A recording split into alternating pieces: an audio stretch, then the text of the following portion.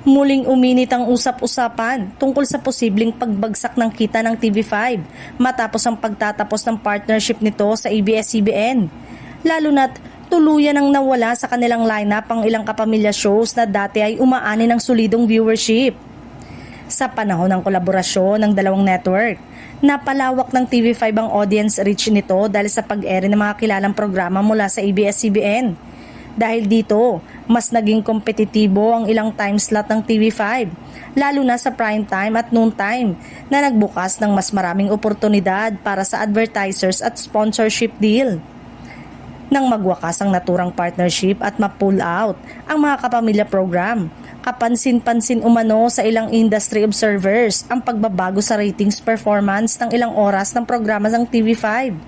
Sa industriya ng telebisyon, direktang nakaangkla sa ratings ang advertising revenues, kaya anumang pagbaba sa viewership ay maaaring makaapekto sa kita ng isang network.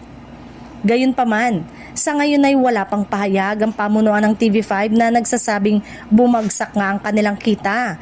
Sa negosyo ng media, maraming salik ang nakaapekto sa revenue, kabilang ang digital expansion, block time agreement, partnerships at content distribution sa iba't ibang platform.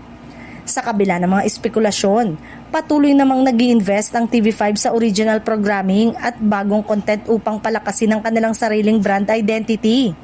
Isa itong hakbang upang hindi lamang umasa sa acquired shows, kundi makabuo ng sariling matatag na audience base. Sa ngayon, nananatiling usapin ang isyu kung malaki nga ba ang naging epekto ng pagkawala ng kapamilya shows sa kabuuang kita ng TV5. Ang malinaw lamang ay nasa yugto ang network ng transition at sa mabilis na pagbabago ng landscape ng Philippine television. Ang tunay na sukatan ay kung paano ito makakaangkop at makakabawi sa mas mahabang panahon.